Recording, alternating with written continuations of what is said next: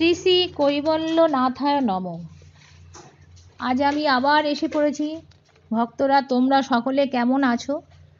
নিশ্চয়ই তোমরা খুব ভালো আছো, খুব ভালো থাকো, এটাই আমি ঈশ্বরের কাছে প্রার্থনা করি। আজ আমি শ্রী রাম ঠাকুরের বেদবাণী পাঠ করে শোনাব। যদি কোনো পাঠে ভুল ত্রুটি হয় তোমরা নিজ গুণে ক্ষমা করে দিও। তাই পাঠ শুরুর আগে শ্রী গুরুদেবের রাতুল চরণে শত সহস্র কোটি প্রণাম জানিয়ে এবং আমার মাতা পিতার চরণে প্রণাম জানিয়ে আজ আমি এই পাঠ শুরু করছি। পতিব্রতা ধর্ম। সর্বদা যাহাতে সত্য ধর্মের সেবা সুচারুরূপে বলবান থাকে, তাহার প্রতি যত্ন লক্ষ্য রাখাই প্রতিসেবা। ইহাই পতিব্রতা ধর্ম বলিয়া কথিত থাকে। পতিব্রত ধর্ম পারদ্ধ ভোগের দ্বারা নষ্ট হয় না। পারদ্ধ ভোগী ধর্মানুরাগ অনুশীলন হইয়া থাকে, কোনো ভয় নাই।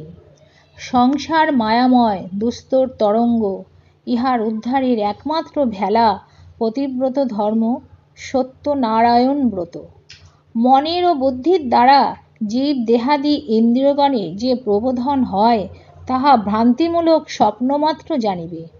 পতিব্রতা ধর্ম বোঝ পরিকর নিয়তই অষ্টকলীয় সেবাবিধানে নিমগ্ন থাকিয়া বেদ বিধির শাসনকে তুচ্ছ করিয়া ভাগবত ভক্তিরূপ প্রতি মুখাপেক্ষ থাকে।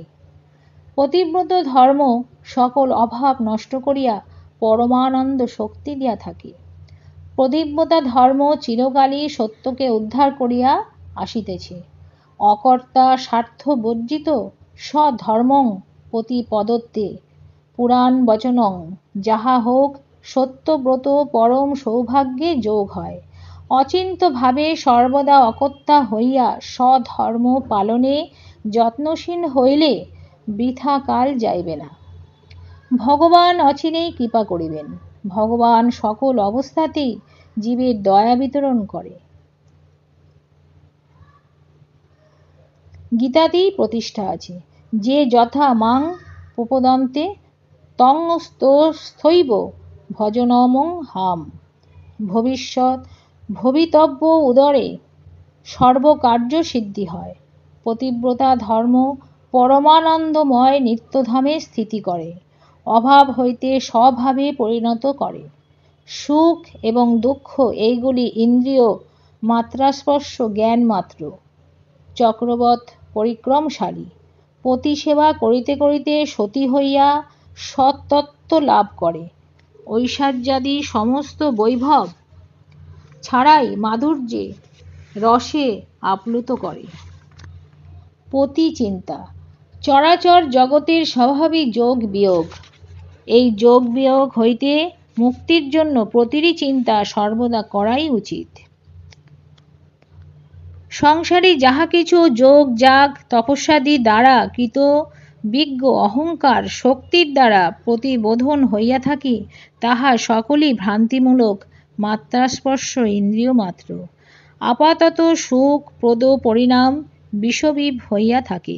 অতএব জগতে এক প্রতিভক্তির অতি ভিন্ন অন্য কোনো উপায় গ্রন্থের সংসার তরঙ্গের তাড়না হইতে নিষ্কৃতির উপায় নাই। অতএব অন্য আশা, অন্য ভরসা, কামাদি, অন্য চিন্তা পরিহরি পতিগত চিত্ত স্থাপনে চেষ্টিত থাকিবে। কালের ঋণ শোধনের জন্যেই পতিব্রত আচরণে যত্নশীল হইয়া সতী ধর্ম ক্লায়ক্লেশী ভোগান্ত করিয়া নিত্যমুক্ত ভক্তির উন্মান করিয়া পথ রাখিয়া গিয়াছেন। পতিসেবা। সংসার মায়াময় বিকৃতি স্বভাবের তরঙ্গ, সুখ দুঃখ অনুভূতির প্রশ্রয়। এই সকলই অভাব ভ্রম বৃদ্ধি মাত্র। অতএব পতিসেবাতে সর্বদা বিবৃত থাকিতে চেষ্টা করে রাখিবেন, ফলাফলের দিকে লক্ষ্য রাখিবেন না। পতিসেবার জন্য স্বর্গ নরক কিংবা গভীর কালচক্রের ভ্রমণই হোক, তাহাই মঙ্গলসূত জানিবেন। সকল উদ্দেশ্য বিধান ছাড়িয়া একমাত্র পতিসেবায় নিত্য নিযুক্ত থাকিতে চেষ্টা করিবেন। বর্তমানে পতিসেবাই পরম পুরুষার্থ, ইহা বই আর কিছুই নাই। ভাগবত ভক্তিদেবী কোনো অভাব প্রবর্তন করান না, সর্বদাই পবিত্র করিয়া দেন। জগৎ মায়ামুগ্ধ আচ্ছন্ন থাকায় জীব স্বভাব উদয় করিয়া দুঃখ সুখ তরঙ্গ হইয়া থাকে। এই মায়াভ্রান্ত তরঙ্গ হইতে উদ্ধারের উপায় একমাত্র প্রতিসেবা। পতিব্রত ধারণ করিয়া অন্যান্য চিন্তা স্বভাবের গোচর করিয়া লয়, নিত্যানন্দী পদে আচ্ছন্ন করিয়া তোলে। ইহা বই ওই মায়া শৃঙ্খল মুক্তির আর কোনো সম্বল নাই। জয় গুরু, জয় রাম। আজ এ পর্যন্তই। আবার পরে আমি আরেকটি অংশ নিয়ে আসব। আপনারা সবাই ভালো থাকবেন, সবাই ভালো সুস্থ থাকবেন, এই আমি কামনা করি।